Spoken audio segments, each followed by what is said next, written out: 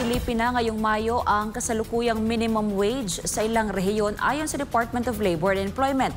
Kasabay nito muling lumalakas ang sigaw ng mga manggagawa. Taasan naman daw sana ang arawang sahod nila para makasabay sila sa patuloy na pagtaas ng presyo ng bilihin at serbisyo. Si Crezeline Catarong sa balita.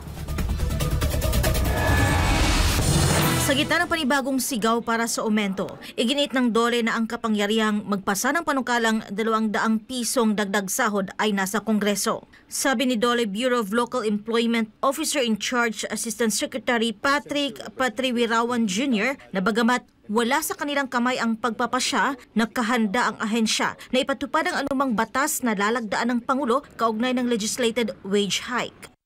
Atin pong ibinibigay ang desisyon na ito sa Kongreso po, no, kung sila po ay magrerekomenda na magkaroon po ng legislated wage increase at kung ito po ay aaprubahan ng ating Pangulo, ang kagawaran po ay handa pong i-implementa itong legislation po na ito.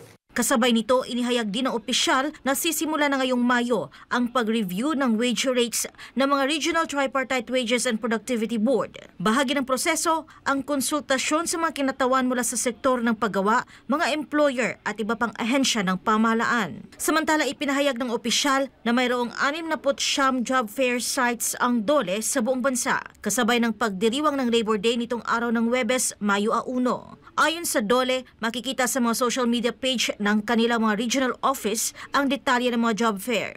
Batay sa datos ng ahensya, nasa mahigit 250,000 bakanting trabaho ang naitala mula sa 2,500 participating employers. Pinakamaraming hiring ang mga industriya ng manufacturing, retail, business process outsourcing, accommodation and food service, at financial and insurance activities.